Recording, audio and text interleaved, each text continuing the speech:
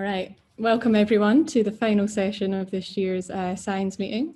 So I'm Katie Proctor, I'm a PhD student based at ICRA UWA, and I'll be the chair for the Galaxy Evolution session. So as with the past sessions, if you could just post your questions in the Slack, and for the speakers, I'll be giving you a 2-minute warning. So we've got V starting us off today with the overview talk. So welcome V, feel free to start sharing and talk when you're ready. Thanks everyone for letting me present some highlights from the Galaxy Evolution project. I think we all know the world's changed in unimaginable ways in the last 16, 18 months or so, but I hope that you, as well as I, have been able to sustain ourselves with our constants, which are our science and our community, and in particular the Astro 3D community. We've been able to make some pretty major headway on the 3 main components of the Galaxy Evolution project, which is to study how the chemical elements accumulate in galaxies and their surroundings, how visible and dark matter assemble in galaxies, how ionizing radiation is produced and escapes galaxies. And we've already heard several great talks on progress in the last year so far. And in particular, I just really want to stress that I think with Galaxy Evolution, from the observational perspective, we really have a strength in connecting the sub-parsec to kiloparsec scale physics for understanding galaxies from the local universe all the way up to the earliest galaxies, and connecting not just with observations, but also with theory. And before I get too far, though, I want to say congratulations to our 2 of the newest decorators from the ARC, Katie Grasha, who I hope feels better soon, and for her work, her project on stars and galaxies, and the chemical evolution, or sorry, the chemical abundance breakthrough, and Sarah Sweet, who will be using trying to understand diversity using chemical and kinematic tracers of galaxy evolution. So congratulations to them, really great success, and continue excellent research in the years ahead. Now, in terms of galaxy evolution and the project and more broadly, I think we're really defined by our surveys.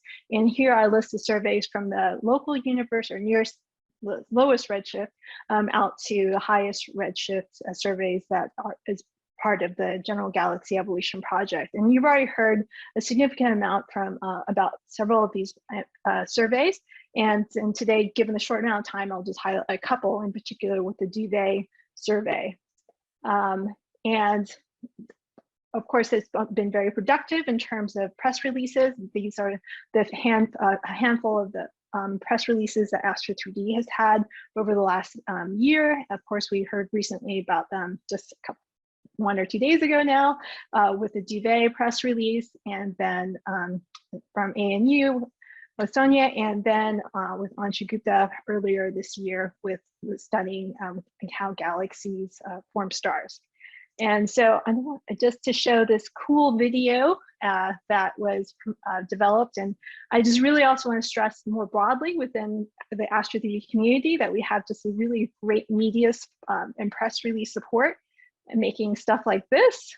And so it's really important for us to utilize it and to be able to connect our research with the community. So this is a really cool animation of what Alex and Deanna Duvet team have discovered, which is looking at how the outflows of galaxies is enriched and using a very relatively faint auroral line, but when you're relatively nearby, in particular if you have a 10-meter telescope like Keck, you're able to actually track this faint line and then just track how metals and gas inflows are connected in nearby galaxies. Now, not to steal her thunder, because I realize she's giving her talk a little in just a few after me, but I just wanted to highlight another work from Duvet, and this is led by Braun, and in particular looking at comparing observations to the models.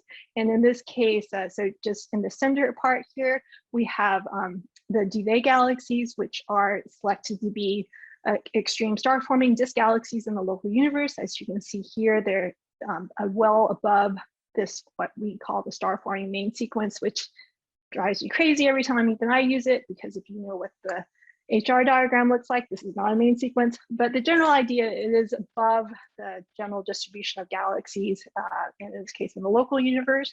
And then by comparing the observations from Duvet with models, that she and the Duvet team seem to find evidence for energy-driven winds versus rather than the momentum-driven winds, and shown by the dotted line and the dashed line here. And we'll hopefully hear more about that shortly. Now, for the rest of the highlights, I really just want to focus on the Agile Survey, which is the Astro 3D galaxy evolution with lenses. Of course, this is work that was definitely established by Carl Glazebrook and his team over at Swinburne. And since then, I've been fortunate enough to become more involved with this project, the survey. And the idea here is to look for gravitational lenses using a catalog developed from neural networks. And this is work led by Colin Jacobs and Carl Glazebrook over at Swinburne. And the idea here with these gravitational lensing candidates, we can of course study the foreground deflectors, but then also look for higher redshift sources, and in particular getting that boost from the lensing in terms of flux, but then also resolution. And with those types of observations, we can study the ISM and the outflows of the background sources. We can look at UV emission line diagnostics. We can look at the CGM of the foreground and lensing galaxies. And this is work I know that Glenn Kapczak in particular is interested in. And then also looking at the dark matter profiles of the foreground lensing galaxies to look to track the total matter profiles. And since I've been able to give a review last time, we've continued to get more observational time, which is fantastic. And in particular with, of course, 8 and 10 meter telescope follow-up to get the spectroscopic confirmation. And this is work really led by Swinburne and our collaborators at UC Davis. And then most recently, HST SNAP proposal led by Carl Glazebrook to follow up a subset of these lensing candidates. And of course, the HST resolution is exquisite and critical for modeling the matter profiles. And we already have really a wealth of data in hand, both with spectroscopy and imaging. And so you can look at these lenses over here on the corner, and let me just zoom in a little bit, hopefully. Does everybody just see right now, hopefully, a tiled image of gravitational lenses? Yeah, that's great. Yes, great. So this is these are all now spectroscopically confirmed, and this is only a subset of them, and it's just, you can just stare and be amazed. I certainly am. And these images are from ground-based imaging, and so you can imagine with HST how much more clarity we will get in being able to resolve very small morphological features.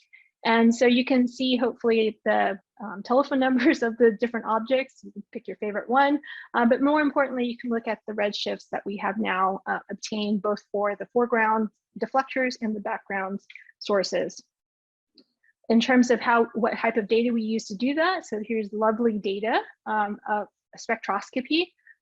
And you can see the very, very well-defined absorption features that we see in the early type galaxies that are usually the deflectors. And then with the background sources, nice strong emission lines here, in this case, O2, H beta, and O3. And so there's a significant amount of work other than just spectroscopic confirmation. Of course, the kinematics from the lines, line ratios to get metallices and abundances. And just to give you a sense of where these things are in the sky, you can see that they can be observed by telescopes in both hemispheres. And in this case, the gray dots are the candidates, and then the blue stars are the ones that we have now spectroscopically confirmed.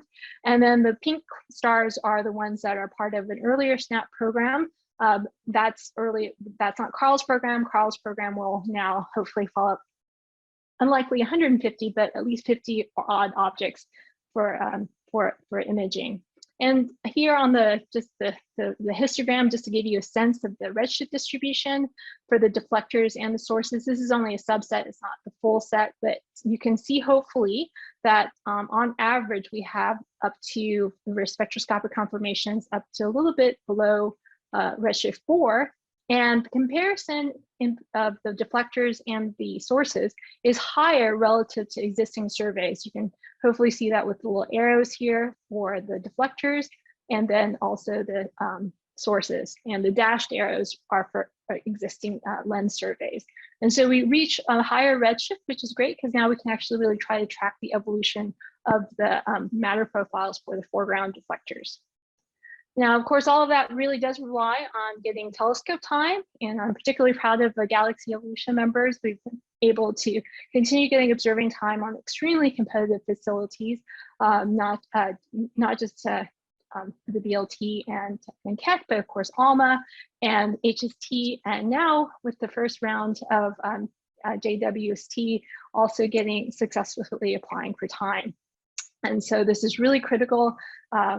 Observations really are key, sustain our ability to keep pushing the envelope in terms of exploring the universe. In terms of how we're able to communicate, maintain our communications and connections, we have monthly Zooms for the Galaxy Evolution Project where we provide observing updates. We include spotlight talks, so if you're interested in a spotlight talk to get to know the Galaxy Evolution Project a little bit more or have us learn more about what you do, please just let me know. These are great chances to really just have a more intimate discussion about your particular project and how it can connect to Galaxy Evolution. And it also allows us to do some brainstorming as well. Since then, we've now have a Middle East working group that's led by Katie Grasha. We meet once a month as well. We've also had a mini workshop organized by Anshu Gupta on reionization and the first galaxies. And we plan on continuing a series of mini workshops. We plan on having one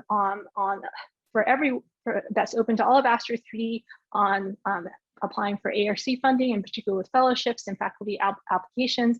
And then hopefully in the next month or so, a primer for Genesis for Galaxy Evolution, and that will be led by Trevor Mendel.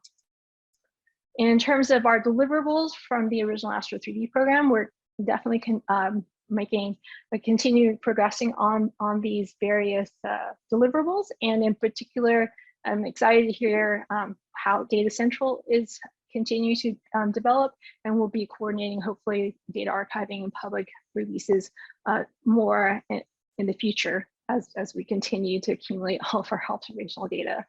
But in general, I think we're really doing quite well against these deliverables, and in particular, connecting and being to liaise across the different projects within Astro 3D. And so just to finish, I just want to thank, of course, everyone in the Galaxy Evolution Project and within Astro 3D more broadly, but also our remote work support crew. I don't know about you guys, but working from home, I wouldn't be nearly as productive if I didn't have breaks every once in a while. So really important, obviously, for our companion animals to keep us smiling as we hopefully get to the end of this pandemic and are able to actually meet in person again, hopefully soon. Thank you. Excellent overview talk and an excellent final slide as well. So bear with me, I'll just check the Zoom, the Slack. Okay, so we have a question from Elisabetta. Thanks for this great overview. Question about the Agile Survey. How were the targets selected? Is the selection why they are at higher redshift than other surveys? So one of the reasons why we're able to find targets at higher redshift is that they were essentially not pre-biased or less biased than in previous surveys.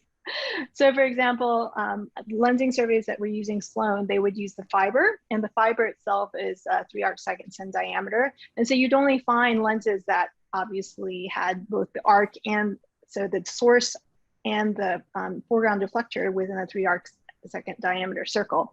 And several of these actually are bigger than that. So you can see, for example, this one up here, this is a huge one. And so you wouldn't have detected it. And so that's one aspect of it in terms of just the size. And the convolutional neural networks are, Colin and Carl did an amazing job of training it and finding 4,000 candidates for us to follow up. And essentially our success rate with the spectroscopic confirmation is about 90%.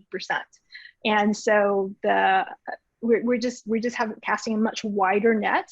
And as a result, we're able to also capture higher redshift objects or deflectors at higher redshift. Great, thank you. We've got some more pet love in the comments on Slack as well. All right, thanks again for that, Bea. We'll move on to our next talk.